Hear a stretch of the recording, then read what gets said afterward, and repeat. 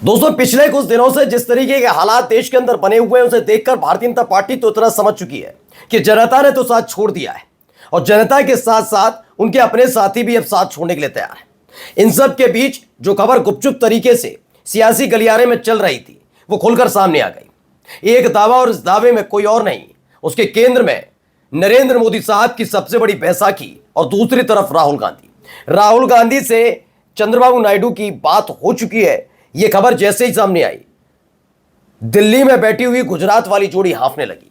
वो समझ गए कि अब हो गया खेला। अब सोचा जा रहा था कि अमित शाह को अगला प्रधानमंत्री बनाया जाएगा, लेकिन पहले यह समझा जाए कि क्या एनडीए की सरकार बच पाएगी। इन सब के बीच ऑपरेशन 37 शुरू कर रही है। जी हां, खबर निकल कर आई है कि ऑपरेशन 37 के तहत उन सांसदों को रोकने या फिर उन पर लगाम लगाने या किसी और तरीके से एनडीए को छोड़कर ना जा पाए, इसको लेकर कवायद की जा रही है। यानी 37 सांसद जो बागी हो चुके हैं, होंगे नहीं, हो चुके हैं, उनको कैसे रोका जाए, क्योंकि इसका अग्नि परीक्षा जो है वो है राष्ट्रपति चुनाव, उपराष्ट्रपति पद के चुनाव को लेकर। लेकिन उससे पहले खबर यह भी है कि सत्ता बदलने जा रही है। जी हां, एनडीए की जगह इंडिया गठबंधन सत्ता में आ सकता है। कहां से यह खबर निकली? ऑपरेशन 37 क्या है, चंद्रबाबू नायडू इसका नेतृत्व कर रहे हैं, यह खबर निकल कर आई। कहां क्या हो रहा है, सारी चीजें आपको दिखाने जा रहा हूं। नमस्कार, मैं हूं प्रज्वल गौतम और आप देख रहे हैं टाइम्स एक्सप्रेस। पहले यह खबर देखिए हिंदुस्तान की। चंद्रबाबू नायडू से मिले हैं राहुल गांधी। वोटर लिस्ट पर विवाद के बीच अब नया दावा। दरअसल मैं हमेशा बताता रहा हूं, कोई भी पॉलिटिकल पार्टी है, कोई सी भी, चाहे वो समय कांग्रेस सत्ता में थी और जब बीजेपी ताकतवर हो रही थी तो उस कांग्रेस को छोड़कर बीजेपी के साथ आए थे। हर पॉलिटिकल पार्टी यही चाहती है और हर राजनेता यही चाहता है कि वो पावर में रहे। पॉलिटिकल पार्टी कभी ये नहीं चाहेगी कि हमारे सारे विधायक हार जाएं, हमारे सारे सांसद हार जाएं। वो तो कहेंगे और सांसद विधायक बढ़े। ऐसी कोई नेता ये नहीं चाहेगा कि मेरी विधायकी चली जाए, मेरी सांसदी चली जाए। वो तो चाहेगा मैं मंत्री बनूं, मुख्यमंत्री बन जाऊं, मैं तो प्रधानमंत्री बन जाऊं, है ना। तो ऐसा ही समय चंद्रबाबू नायडू के साथ है। चंद्रबाबू नायडू हवा का रुख भांप रहे हैं। उन्होंने देखा कि बात यह नहीं है कि पोल खुल रही है, सिर्फ इस पोल खुलने के बाद जनता भी समर्थन कर रही है राहुल गांधी का, ये वो समझ गए। इसलिए खबर निकल कर आई है कि राहुल गांधी से उन्होंने पहले फोन पर बातचीत की और उसके बाद मुलाकात तक हो गई है। यह मुलाकात इतनी गुपचुप थी कि हालत खराब है, क्योंकि इससे पहले आपको याद होगा कि जगदीप धनखड़ साहब का जो इस्तीफा हुआ था अचानक से, कोई प्री प्लान नहीं था, कोई सुगबुगाहट नहीं थी, कोई तबीयत खराब नहीं थी, क्योंकि जब वो इस्तीफा दे रहे थे उसे 1 घंटे पहले ही वो राज्यसभा से बाहर निकले थे। सभापति हैं, संचालन करवा कर बाहर निकले और अचानक से उन्होंने इस्तीफा दिया। अगर तबीयत खराब होती है तो आदमी क्या होता है कि दिन से लगता है, सुबह से लगता है तबीयत खराब, लेकिन दिन से वो लगातार सरकार की आलोचना कर रहे थे और बता रहे थे कि हम समय देना चाहते हैं। सरकार की आलोचना का मतलब वो समय दे रहे थे विपक्ष के नेताओं को कि बिल्कुल सही कह रहा है, डोनाल्ड ट्रंप ने क्यों किया, हम इस पर बातचीत करेंगे, हम ऑपरेशन सिंदूर के लिए डोनाल्ड ट्रंप ने जो कहा, पहलगाम में जो हुआ, इस पर बातचीत होनी चाहिए, समय दिया जा रहा था। और शाम ढलते ढलते जैसी शाम हुई तो वैसे ही उनका इस्तीफा आ गया।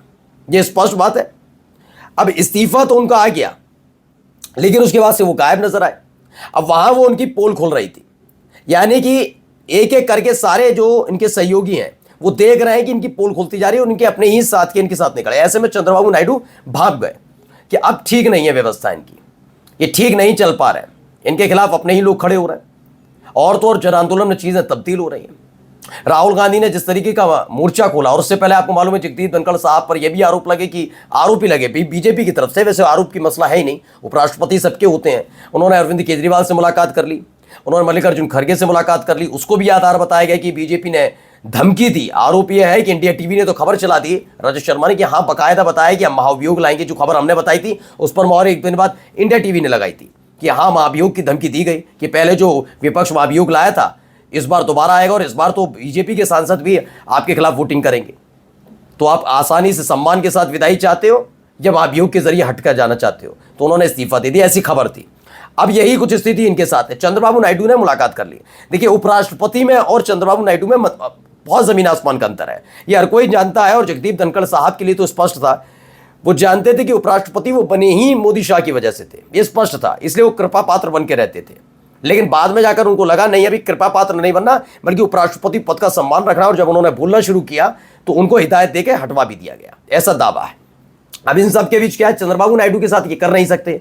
चंद्रबाबू नायडू जो है, चंद्रबाबू नायडू इस समय आंध्र प्रदेश के मुख्यमंत्री हैं, प्रचंड बहुमत सरकार है, पवन कल्याण और बीजेपी साथ में शामिल है। लेकिन आज ही बीजेपी और पवन कल्याण की पार्टी अलग हट भी जाती है चंद्रबाबू नायडू के साथ, छोड़ दे साथ, तो भी मुख्यमंत्री बने रहेंगे, लेकिन चंद्रबाबू नायडू छोड़ेंगे तो, साथ छोड़ेंगे दिल्ली में तो खतरे के निशान पर आ जाएंगे। अब इसी को लेकर खबर निकल कर आई है। देखिए केपी मलिक हैं, उन्होंने कहा क्या है ऑपरेशन 37। ये 37 को जरा ध्यान में रखिएगा, जहन में रखिएगा, बहुत बड़ा सवाल है ये 37, ऑपरेशन 37।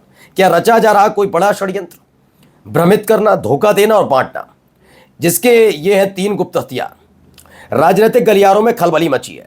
क्या बताया जा रहा है? भ्रमित करना, धोखा देना और बांटना। इन 37 सांसदों को बांटने का तैयारी कैसे चल रही है बताता हूं। मिशन के निशाने पर कौन है? सत्ताधारी दल के 37 सांसद, विपक्ष के नहीं, सत्ताधारी दल के, एनडीए के वो 37 सांसद कौन है मैं बताऊंगा अभी आपको। क्या ये सियासी खेल किसी अदृश्य ताकत का है? और सबसे अहम सवाल, कौन है ऑपरेशन 37 का मास्टरमाइंड? तो ये तमाम चीजें बताई गई। अब 37 का जरा आप आंकड़ा गिनते जाइए। फिलहाल हुआ ये कि अभी कॉन्स्टिट्यूशनल क्लब का चुनाव हुआ, ये पहली अग्नि परीक्षा प्रधानमंत्री के तौर पर प्रोजेक्ट होने से पहले अमित शाह के सामने थी। अमित शाह ने आगे आकर संजीव बालियान को समर्थन दिया था। उनको लगा था कि मैंने दिया है तो मोदी भी साथ है, और मोदी और मैं साथ है तो किसी भी सांसद की इतनी हिम्मत नहीं होगी कि वो उनकी पार्टी लाइन से अलग जाए। तो वोटिंग प्रक्रिया हुई, संजीव बालियान चुनाव हार गए और विपक्ष और बीजेपी के सांसदों ने मिलकर राजीव प्रताप रूडी को जिता दिया। ये मोदी तक संदेश पहुंच गया कि अमित शाह के हाथ में वो ताकत नहीं है, और इस सब तक पहुंच गया, आरएसएस तक भी पहुंच गया, कोई ताकत नहीं है। ये जब तक ताकतवर थे तब तक election ED CBI income tax के दम पर कर लेते थे, अब इनकी कोई सुनने नहीं जा रहा। अब 37 सांसद कौन, उनका जिक्र कर रहा हूं। एक तो कॉन्स्टिट्यूशनल क्लब वाले चुनाव में बीजेपी के जिन सांसदों ने वोट कास्ट किया, क्रॉस वोटिंग की, उनकी पहचान की जा रही है। इसके साथ साथ 37 का जरा आंकड़ा लगाइए। 16 सांसद इस समय खुद टीडीपी के यानी चंद्रबाबू नायडू की पार्टी के, कितने 16। अब ये 16 सांसदों के साथ साथ अब जरा आंकड़ा लगाइए दूसरा, 12 सांसद जनता दल यूनाइटेड के, ये हो जाते हैं 28। अब इसमें 5 सांसद चिराग पासवान की पार्टी के जोड़ लिए जाए तो कुल मिलाकर हो जाते हैं 33।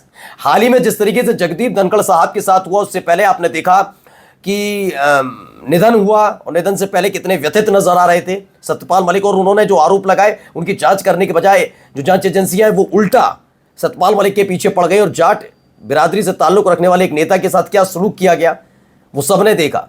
आरोप प्रत्यारोप हो सकते हैं, लेकिन पूर्व राज्यपाल होने के नाते उनको राजकीय सम्मान मिलना चाहिए, वो नहीं दिया गया। उससे जाटों में नाराजगी, जयंत चौधरी पर दबाव पड़ रहा है। तो माना जा रहा है 2 सांसद जयंत चौधरी की पार्टी, यानी कुल मिलाकर 35 सांसद हैं। 2 और सांसद हैं जो सीधे सीधे बीजेपी के तो हैं, लेकिन मोदी शाह गुट के नहीं है। नाम लेना जरूरी नहीं समझता, आप समझ गए होंगे। तो उनको लेकर भी चर्चाएं बहुत हैं। ये ऑपरेशन 37 तैयार किया जा रहा है, और इसमें यह है कि चाहे डराया जाए, धमकाया जाए, कुछ किया जाए, सवाल आ जाए, क्योंकि जैसे ही चंद्रबाबू नायडू के जाने की खबर आई कि वो राहुल गांधी के साथ मेल मुलाकात कर रहे हैं, उधर एसआईआर के मुद्दे पर पहले से ही जनता दल यूनाइटेड के सांसदों ने बीजेपी के खिलाफ मोर्चा खोल दिया है। वो बीजेपी को बेचैन कर रहा है। माना जा रहा है 17 सितंबर से पहले ऑपरेशन 37 को अंजाम देना है, लेकिन इस अंजाम देते देते ऐसा ना हो कि कहीं सत्ता ही हाथ से निकल जाए, क्योंकि बहुत तेज रफ्तार से बगावत सिर छू रही है। नमस्कार।